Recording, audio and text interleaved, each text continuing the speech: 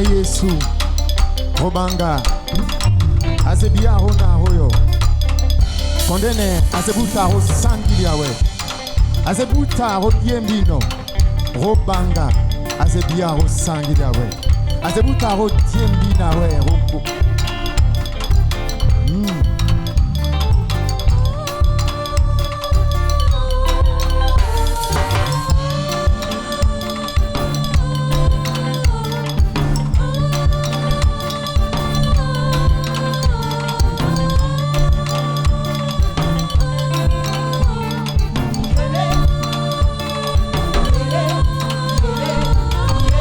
Azebuta Rokiliza wakewa Azebuta Rodiembino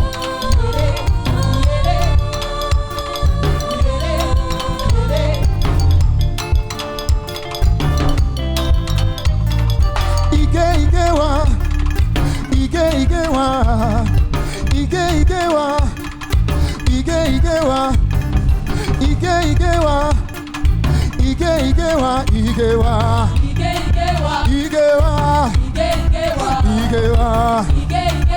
Igewa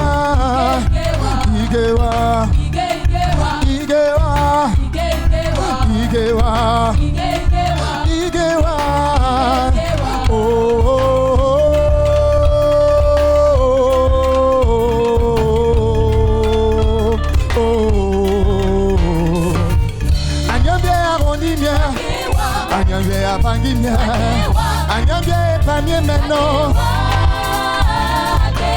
Anyambia arrondi bien Anyambia vangi bien Anyambia panier maintenant Anyambia arrondi bien Anyambia vangi bien Anyambia panier maintenant Yabo Sangilani Sangilani ye Sangilani Sangilani ye Sangilani Sangilani ye Sangilani Sangilani ye Sangilani Sangilani wana Sangilani Sangilani ye Sangilani Sangilani ye Sangilani Sangilani ye Sangilani Sangilani ye Anyambe avanginse Anyambe avangogoa Anyambe avange sambedu Anyambe avanginse Anyambe avangogoa Anyambe avange sambedu Yabo Yembinani Yembinani ye Yembinani Yembinani ye Yembinani Yembinani ye Yembinani Yembinani ye Yembinani Yembinani mwana Yembinani Yembinani ye Ay Yesu Aze sangilia we Aze tiembina we Aze power mpemba no kosa Yabo Yove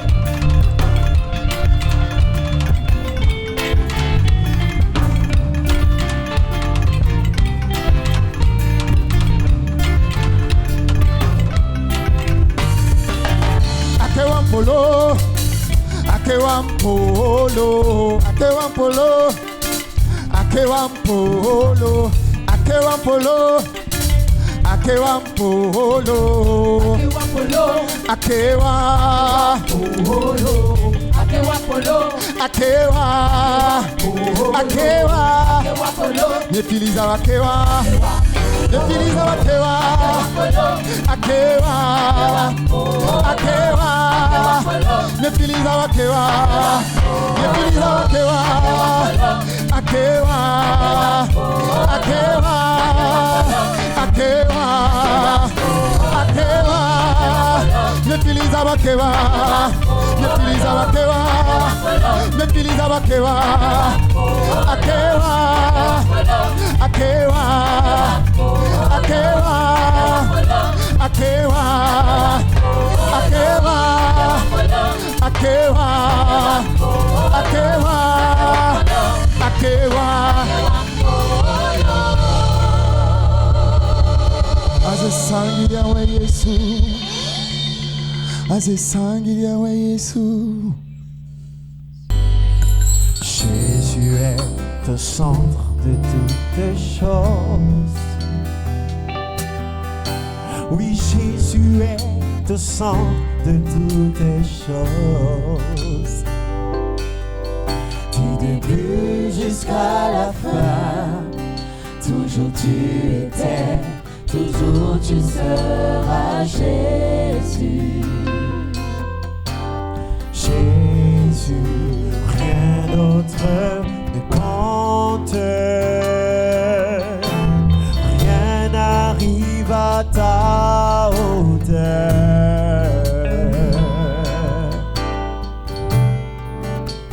Jésus soit le centre. Oui, toutes choses gravitent autour de toi. Jésus, toi de mon cœur. Mon cœur jusqu'au ciel. Jésus soit le centre. Tout dépend de toi. Oui, tout dépend de toi. De mon cœur jusqu'au ciel. Jésus soit le centre. Tout dépend de toi. Oui, tout dépend de toi.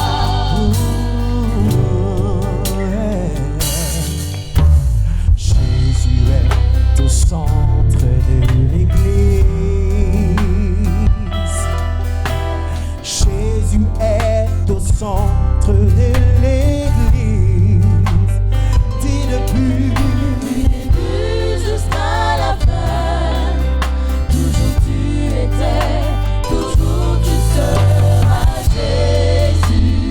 oh, Jésus, rien d'autre ne compte.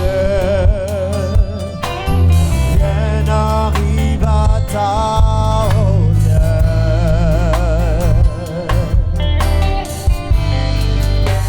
Jésus soit le centre. Toutes choses gravitent autour de toi. Jésus, toi de mon cœur. mon cœur jusqu'au ciel. Jésus soit le centre. Tout dépend de Tout toi. dépend de toi. Tout dépend de toi.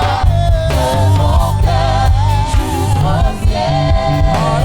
Jésus soit le centre. Tout dépend de toi.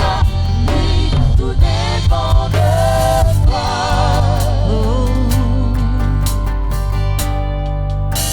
Jésus est aux portes de l'Église. Jésus est aux portes de l'Église. Du début jusqu'à la fin. Jusqu'à la fin, toujours tu étais, toujours tu seras Jésus.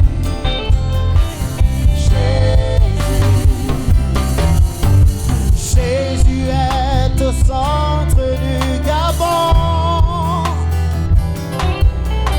Mon Jésus est aux portes du Gabon. Du début jusqu'à la fin. Jusqu'à la fin, toujours tu étais, toujours tu seras Jésus. Jésus, Jésus, rien d'autre ne compte.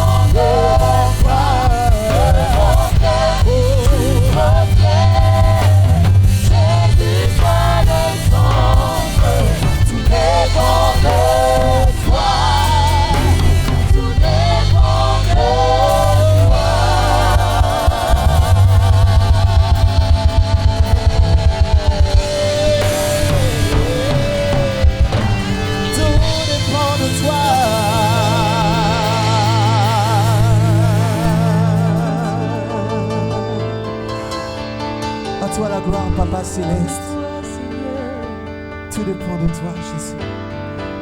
Merci. Sois la gloire. Véritablement, Seigneur, tout dépend de toi. Notre existence dépend de toi. Notre capacité à nous tenir, à nous mouvoir, dépend véritablement de toi. Ce matin, c'est une opportunité que nous ne voulons pas rater. C'est une opportunité que nous voulons pleinement saisir. L'opportunité de te rendre toute la gloire. L'opportunité de t'exprimer notre appréciation. Nous t'apprécions. Nous affectionnons ta présence. Nous affectionnons, Seigneur, le Dieu que tu es, ce que tu représentes pour nous. C'est avec assurance que nous nous approchons ce matin du trône de la grâce.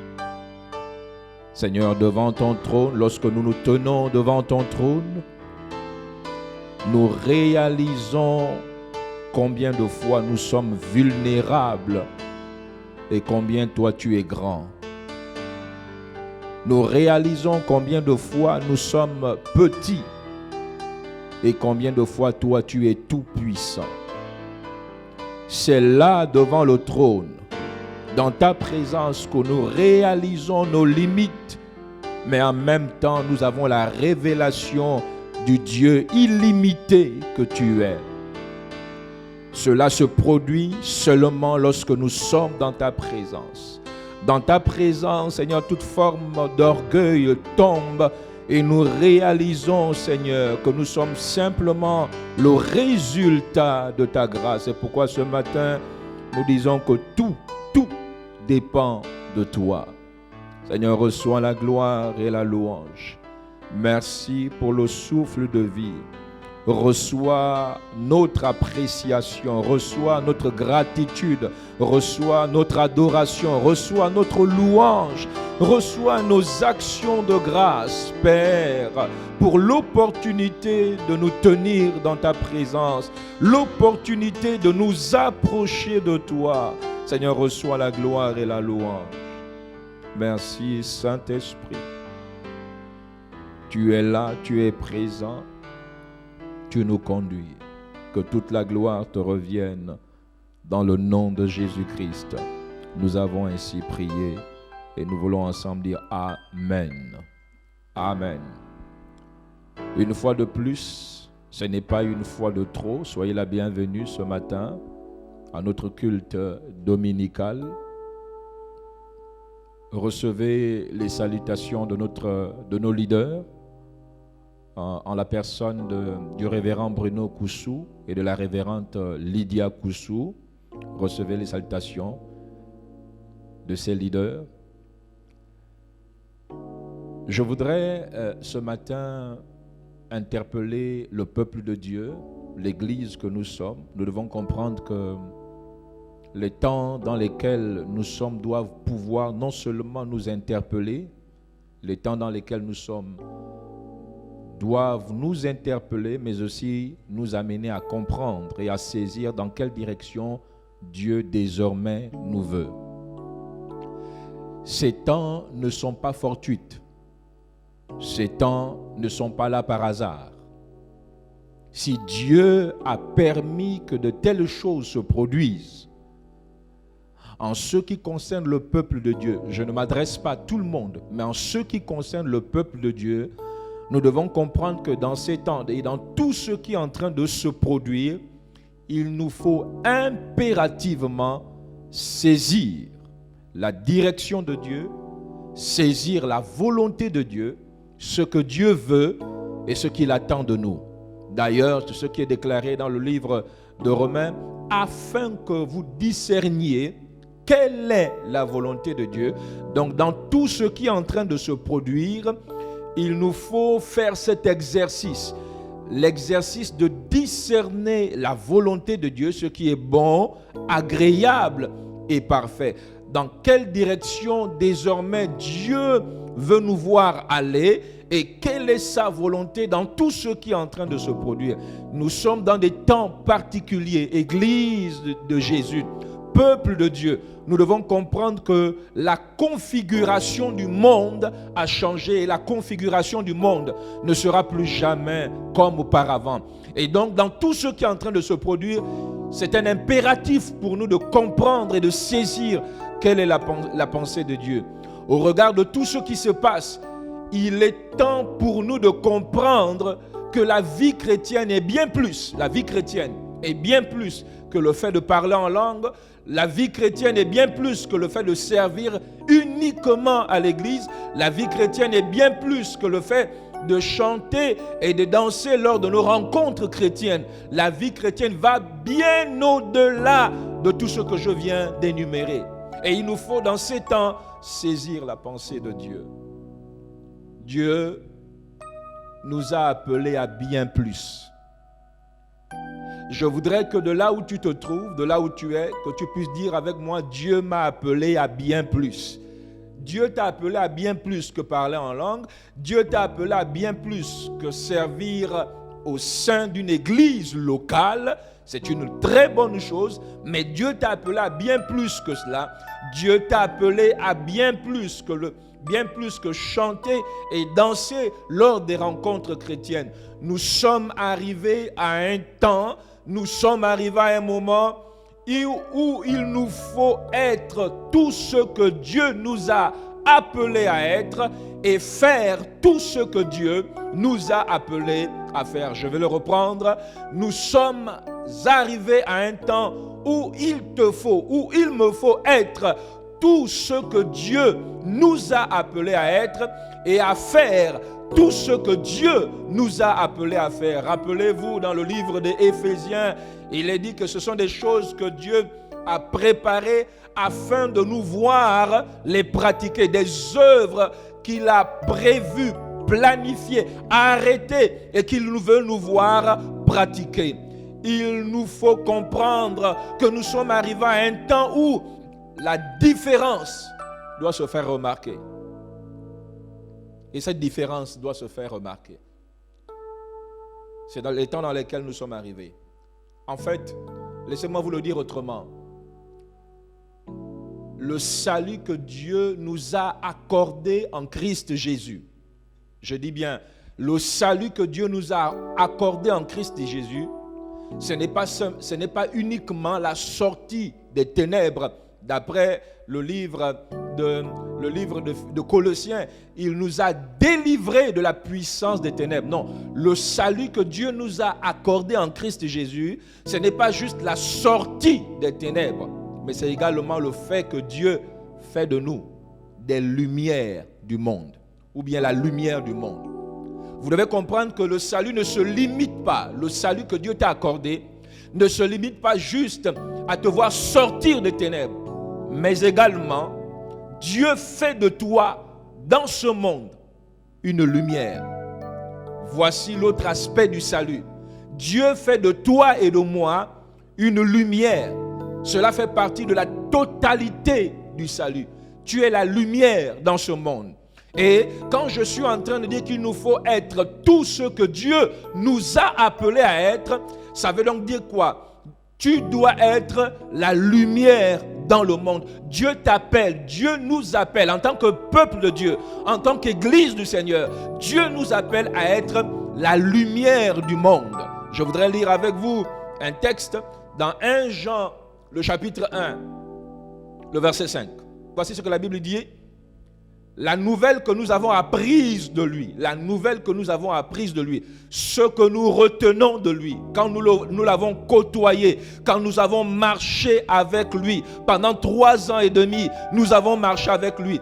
Voici la nouvelle, la leçon que nous avons apprise de lui et que nous vous annonçons, c'est que Dieu qui est descendu jusqu'à nous, Dieu qui a pris une forme humaine et qui a habité parmi nous, c'est que Dieu est lumière et qu'il n'y a point en lui de ténèbres. Dieu est lumière. Voici ce que nous avons appris de lui. Voici la nouvelle que nous vous annonçons. Voici ce que nous avons retenu, c'est que Dieu est lumière et il n'y a point en lui de ténèbres. Dieu est lumière. Ça veut dire quoi? Ça veut donc dire que si Dieu est lumière, et c'est ce que la Bible dit, la Bible l'affirme, Dieu est lumière, ça veut donc dire que ce qu'il est, il est venu habiter en nous avec ce qu'il est. Il est venu habiter en toi avec ce qu'il est.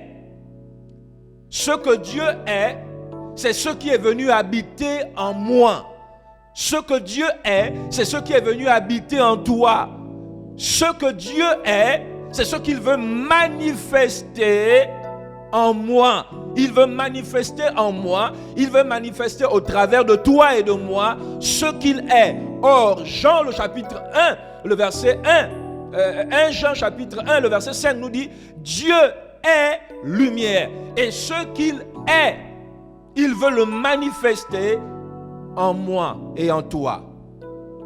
C'est pourquoi, lorsque vous lisez le texte d'Ésaïe, le chapitre 60, le verset 1 à 2. Je suis dans le livre d'Ésaïe, le chapitre 60, le verset 1 à 2. Regardez ce que la Bible dit. Lève-toi. Lève-toi. Pourquoi Dieu te demande de te lever, Église? Nous sommes dans des temps où, en tant que peuple de Dieu, nous ne pouvons plus rester en marge de tout ce qui se passe, de tout ce qui est en train de se produire dans notre environnement immédiat. La Bible dit, lève-toi. Lève-toi. Pendant longtemps, nous avons été en retrait. Pendant longtemps, nous ne nous sommes pas prononcés. Pendant longtemps, nous n'avons pas donné notre opinion sur un certain nombre de choses. La Bible dit, lève-toi. Pourquoi Dieu te demande de te lever? Il dit, lève-toi, resplendis, resplendis, brille, sois illuminé, car ta lumière est venue, car ta lumière est venue, et la gloire de l'Éternel s'est levée sur toi. Lève-toi. C'est le temps de te lever. Ce n'est plus le temps de subir. Ce n'est plus le temps d'observer le statu quo. Ce n'est plus le temps simplement de regarder les choses se produire. La Bible dit, lève-toi. Lève-toi pour faire quoi? Pourquoi Dieu me demande de me lever? Il dit, resplendis. Autrement dit, ça veut dire, brille, sois illuminé, car ta lumière est venue. Et la gloire. Or, vous savez que lorsqu'on parle de la gloire de Dieu, la gloire de Dieu, c'est ce que Dieu est. La gloire de Dieu, lorsqu'on parle de la gloire de Dieu, c'est ce que Dieu est. Donc Dieu ne peut pas nous demander, Dieu ne peut pas nous donner un tel commandement s'il ne nous a pas donné la capacité de briller et de resplendir. C'est parce qu'il sait que ce qu'il est, il est venu habiter en nous avec ce qu'il est. C'est pourquoi il nous dit, lève-toi et resplendis, lève-toi et brille. Nous devons briller, nous devons resplendir. Il dit, car la gloire de Dieu, c'est ce que Dieu est. Or, Dieu manifeste toujours ce qu'il est. Je le reprends. Dieu ne manifeste rien d'autre que ce qu'il est. Or, Dieu est comment? Dieu est la lumière. Et donc quand il vient quelque part, quand il vient habiter quelque part, quand il vient prendre possession d'un lieu, Dieu manifeste toujours ce qu'il est. Et voici ce que Dieu veut manifester au travers de toi, dans ton environnement, dans ton lieu professionnel, dans ta famille, dans ton administration. Dieu veut à travers toi manifester ce qu'il est. Or, qu'est-ce que Dieu est? La Bible dit, la nouvelle que nous avons apprise de lui et que nous vous annonçons, c'est que Dieu est lumière. Et c'est ce qu'il est qu'il veut manifester au travers de toi. Peuple de Dieu, Église de Jésus, c'est le temps pour nous de nous lever et de manifester dans notre monde ce que Dieu est, véritablement. Afin qu'il n'y ait plus de confusion, afin qu'on ne nous prête plus de confusion, c'est le temps pour nous. C'est le temps pour nous. La différence, Je vais le dire ainsi, la différence est un signe de témoignage de Dieu en nous. La différence est un signe du témoignage de Dieu en nous. Le temps est venu, Église. Peuple de Dieu, le temps est venu pour l'Église que nous sommes d'établir véritablement le vrai témoignage de Dieu dans cette nation. Le temps est venu où l'Église du Gabon, les croyants, le peuple de Dieu, il nous faut véritablement établir le vrai témoignage de Dieu dans cette nation. Il y a trop de confusion, il y a trop de désordre, il y a trop de chaos. Or, vous devez comprendre que ce qui établit le vrai témoignage de Dieu quelque part, je peux vous le dire, ce qui établit le vrai témoignage de Dieu quelque part, c'est la différence que vous faites ou le fait que vous soyez différent des autres. Cela établit véritablement le témoignage de Dieu dans un endroit. Ça veut dire quoi? Ça veut dire la différence doit se faire remarquer, la différence doit se faire ressentir lorsque vous passez aux affaires, lorsque c'est vous qui avez la gestion de quelque chose, lorsque vous entrez à un endroit, lorsque c'est vous qui managez un projet. Je dis, cette différence doit établir inéluctablement que Dieu est avec vous. Rappelez-vous de Joseph en Égypte. Qu'est-ce qui a établi le témoignage de Dieu dans la vie de Joseph? Qu'est-ce qui a amené Potiphar à constater et à admettre que Dieu était avec Joseph? C'est simplement la différence. Parmi tous les esclaves que Potiphar avait dans sa maison, Joseph a établi la différence. Et donc je suis en train de dire à quelqu'un ce matin, la différence est ce qui établit le témoignage de Dieu dans ta vie. Si tu n'es pas différent des autres, si tu es comme tout le monde, si tu as les mêmes résultats que tout le monde, si tu te noies comme tout le monde, si tu sombres comme tout le monde, si ce qui abat les autres arrive à t'abattre, tu ne peux pas établir le témoignage de Dieu. Il faut marquer la différence. Et le temps est arrivé dans notre nation où il nous faut impérativement établir la différence. C'est la différence qui a fait en sorte que Daniel à Babylone amène tout le monde à se rendre à l'évidence que Dieu était avec Daniel. C'est la différence. Je suis en train de dire, c'est la différence qui établit le témoignage de Dieu dans ta vie. Mais si tu es comme tout le monde, tu ne vas pas révéler Dieu. Regardez ce que la Bible dit au sujet de Daniel. Je vais lire avec vous. Voilà ce que la Bible dit au sujet de Daniel. Je suis dans Daniel, le chapitre 6, le verset 4. La Bible dit, alors, les chefs et les satrapes cherchèrent une occasion d'accuser Daniel. Ils cherchaient une occasion d'accuser Daniel. Vous ne pouvez pas empêcher les gens de chercher à vous accuser. Vous ne pouvez pas empêcher les gens de chercher à fournir des fausses preuves contre vous. La Bible dit, alors les chefs des satrapes cherchèrent une occasion d'accuser Daniel en ce qui concernait sa gestion des affaires du royaume. Ils ont cherché d'abord dans sa manière de gérer les affaires du royaume, dans sa gestion de la chose politique. Ils ont cherché des failles, ils ont cherché des lacunes, ils ont cherché des erreurs dans la vie de Daniel. Mais, voici ce que la Bible dit, mais ils ne purent trouver aucune occasion, ni aucune chose à reprendre, à redire sur son travail, parce qu'il était fidèle et qu'on n'apercevait chez lui ni faute, ni rien de mauvais. Waouh! Regardez comment dans ce texte, Daniel a su établir le témoignage de Dieu dans son environnement et dans le royaume de Babylone. On dit que dans sa gestion des affaires du royaume, on a cherché à avoir des failles. Ils n'ont pas trouvé. Je prie Dieu que l'Église du Gabon arrive désormais à cette dimension. Que là où les enfants de Dieu sont positionnés dans les administrations, dans les entreprises, que vous puissiez dans votre lieu de travail établir le témoignage de Dieu par la qualité de votre travail. Par la qualité de votre travail. Pas simplement en parlant en langue, Pensez pas simplement en disant au nom de Jésus, mais par la qualité de votre travail, vous arrivez à établir dans votre entreprise le témoignage de Dieu, au point que vos collègues de travail se rendent à l'évidence que oui, Dieu est avec toi. Voilà la dimension dans laquelle je crois que Dieu veut amener l'Église de notre nation. On nous a pendant trop longtemps reconnus et étiquetés comme étant simplement des gens, ceux qui parlent en langue, ceux qui dansent, ceux qui acclament. Voilà ce qui nous a caractérisés pendant longtemps. Dieu est en train, je suis en train de dire à quelqu'un ce matin, Dieu est en train de créer un shift.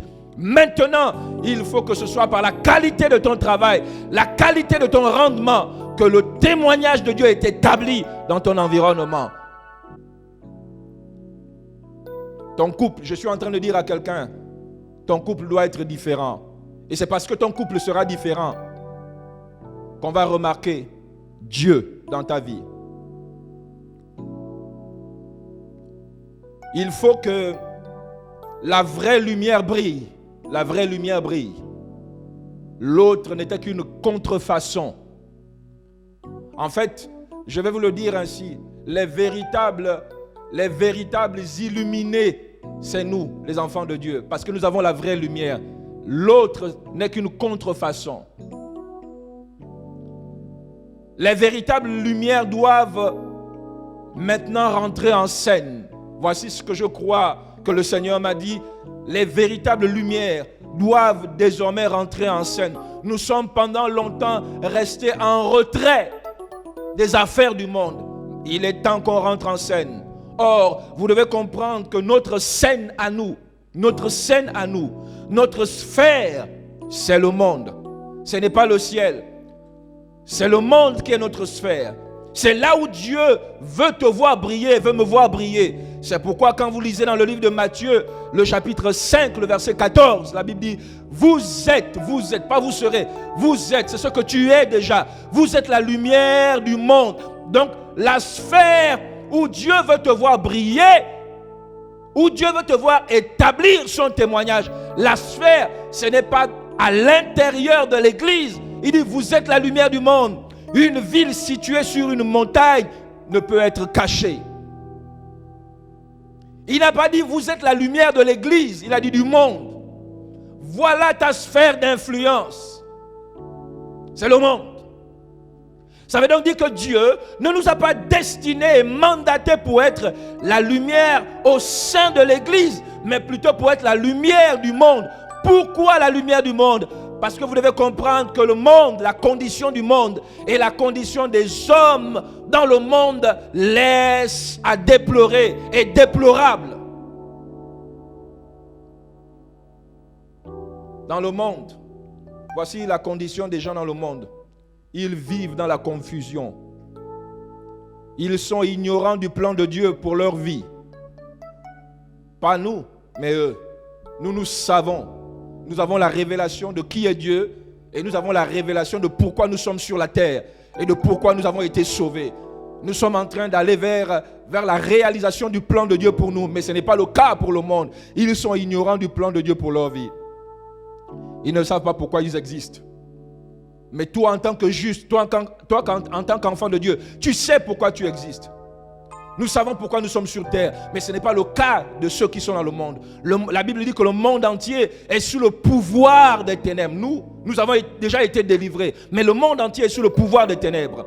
La Bible dit encore que le cœur humain est devenu le lieu de domiciliation du mal. Le mal est venu élire domicile dans le cœur de l'homme. C'est pourquoi la Bible dit dans le livre de Marc que c'est du cœur, c'est à partir du cœur de l'homme que sortent toutes les mauvaises choses, adultère, meurtre, envie, jalousie.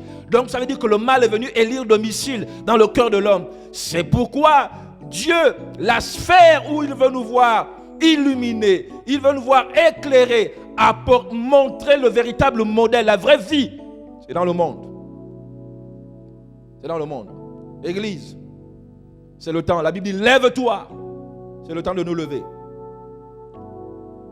Il a dit, nous sommes une ville située sur une montagne. Pendant longtemps, nous avons trop longtemps demeuré dans la vallée. Or, la vallée n'est pas ton habitat naturel. Ton habitat en tant qu'enfant de Dieu, c'est le sommet de la colline, le sommet de la montagne. La Bible dit, vous êtes une ville située sur une montagne. Voilà là où Dieu nous a placés. Ça veut donc dire quoi? Tu dois quitter les endroits qu'on appelle les vallées pour te retrouver maintenant au sommet de la montagne. C'est là ton habitat naturel en tant qu'enfant de Dieu. À l'église, vous devez comprendre que pourquoi Dieu ne nous a pas appelés à éclairer l'église? Parce qu'à l'église, nous sommes tous des lumières. À l'église, nous sommes tous des lumières. Des lumières qui sont réunies autour de la lumière véritable qui est Jésus-Christ. Et donc, ce n'est pas l'église où nous devons éclairer, mais c'est le monde. C'est le monde. C'est pourquoi la Bible dit que Jésus allait de lieu en lieu. En tant que lumière, il allait de lieu en lieu. C'est là-bas où il est allé influencer. C'est là-bas où il est allé impacter. Et c'est dans cette sphère que Dieu nous veut maintenant. Je voudrais vraiment interpeller l'église de Jésus pour dire le temps de nous lever. C'est le temps de nous lever, c'est le temps de briller. C'est le temps d'éclairer. C'est le temps de montrer au monde que voici la vraie vie. C'est le temps pour nous. Et donc la Bible dit, lève-toi. Je voudrais que de là où tu es, tu commences à le dire, je me lève et je brille. Je me lève et je resplendis. Ma lumière est venue. La gloire de Dieu se lève sur moi maintenant. Et cette gloire qui se lève sur moi ne sera pas stoppée, ne sera pas arrêtée. Au nom de Jésus-Christ de Nazareth, à partir de maintenant, dans ma sphère, dans mon monde immédiat, je resplendis. À partir de moi, le témoignage de Dieu est établi dans ma famille, dans mon entreprise. Partout où je vais, je marque la différence. Je suis différent. Dans le nom de Jésus-Christ de Nazareth. Parce que c'est là où Dieu nous veut. Et c'est sa volonté pour nous. Je voudrais que de là où tu es, tu te lèves un instant. Et nous voulons ensemble continuer de proclamer cela. Et continuer de déclarer cela. Que je suis la lumière du monde. Je suis le sel de la terre. J'apporte la saveur là où il n'y en a pas, dans le nom de Jésus-Christ de Nazareth. J'apporte l'espérance là où il y a le désespoir, au nom de Jésus-Christ de Nazareth. Je déclare qu'un jour nouveau se lève sur moi dans le nom de Jésus-Christ de Nazareth. Je déclare qu'à partir de moi, des vies sont transformées, des vies sont restaurées, des vies sont impactées. Dans le nom de Jésus-Christ de Nazareth, je suis une source intarissable de bénédiction, de faveur. Dans le nom de Jésus-Christ de Nazareth, je suis un distributeur de bénédiction, de faveur, de grâce de Dieu et de guérison. Dans mon monde immédiat, telle est ma destinée. Telle est ma destinée. Dans le nom de Jésus-Christ de Nazareth, qu'il en soit ainsi. Je suis né pour détruire les œuvres des ténèbres. De la même façon que la Bible déclare que le Fils de Dieu est apparu afin de détruire les œuvres du diable. À partir de moi, les œuvres du diable sont détruites, sont anéanties, sont rendues nulles et sans effet. Au nom de Jésus-Christ de Nazareth, Seigneur, qu'il en soit ainsi. Merci Saint-Esprit, parce que tu te déploies à travers nous et par nous. Merci pour ces moments. Que toute la gloire te revienne. Dans le nom de Jésus-Christ, nous avons ainsi prié. Amen. Que Dieu vous bénisse. Rappelez-vous, vous êtes la lumière du monde. C'est le temps de briller et de resplendir. C'est le temps où cette fausse humilité, je dis bien cette fausse humilité qui nous a caractérisés en tant que chrétiens, de ne pas se prononcer, de ne pas être aux affaires. Cette fausse humilité doit s'arrêter. La vraie humilité consiste à révéler Dieu. La vraie humilité consiste maintenant à être aux affaires, et je voudrais vraiment nous inviter à cela. Que Dieu vous bénisse. Bon dimanche. Shalom, peuple de Dieu. Soyez encore les bienvenus à notre rencontre dominicale. Soyez bénis dans le doux et merveilleux nom de notre Seigneur Jésus. À cet effet, nous voulons passer à notre service de dîmes et des offrandes. Et permettez-moi de lire un texte avec vous. Nous lisons dans 2 Corinthiens chapitre 8 à partir du verset 3 jusqu'au verset 4. Ils ont, je l'atteste, donné volontairement selon leurs moyens et même au-delà de leurs moyens. Verset 4. Nous demandons avec de grandes instances la grâce de prendre part à l'assistance destinée aux saints. Nous voyons que dans ce texte, l'apôtre Paul nous révèle que ces hommes qui sont passés par des moments difficiles, des moments durs, des moments d'épreuve, se sont retrouvés à donner. Et l'apôtre Paul dit qu'ils ont donné volontairement, sans contrainte. Ils ont donné selon leurs moyens et bien au-delà de leurs moyens. Et la question qu'on peut se poser, c'est que ces hommes qui sont passés par des persécutions, par des moments difficiles, pourquoi ils ont eu à cœur de donner et de donner bien au-delà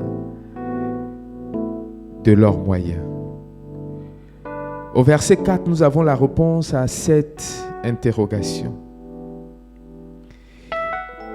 L'apôtre Paul déclare au verset 4 que ils nous ont demandé avec de grandes instances la grâce de prendre part à l'assistance destinée aux saints. C'est une grâce de prendre part à l'assistance destinée aux saints. Et ce matin, je voudrais nous inviter à nous tenir debout avec nos offrandes et nos dîmes et à participer à l'assistance aux saints. Je voudrais que tu te tiennes debout avec ta dîme et ton offrande et nous allons prier. Seigneur, je te bénis et je te rends toute la gloire.